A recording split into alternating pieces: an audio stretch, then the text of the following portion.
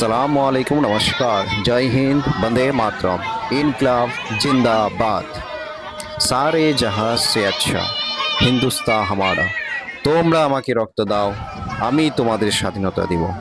কত কিছু আছে আমাদের এই ভারতবর্ষের মধ্যে এই স্বাধীনতার পিছনে, এই দিনটার জন্য।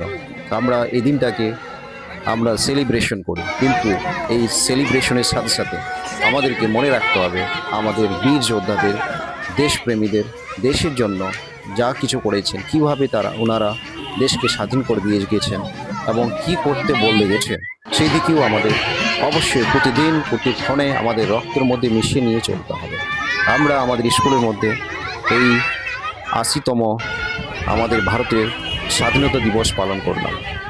এই তার জন্য এখন কিছু বক্তব্য আমরা আমাদের স্কুলের মধ্যে আপনারা দেখতে পাচ্ছেন।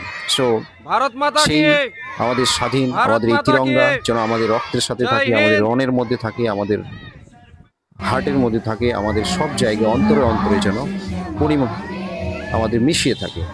এবং সেই স্বাধীনতা শুধুমাত্র স্বাধীন হলেই শুধু হওয়া যায় না, কিছু দায়িত্ববোধ থাকে, সেই দায়িত্ববোধ যেন আমাদের সবার মধ্যে বজায় থাকে। আমরা যেন আমাদের দায়িত্ব সঠিকভাবে পালন করতে পারি, আমরা যেন বিশ্ব স্তরে উঁচু জায়গা পৌঁছাতে পারি।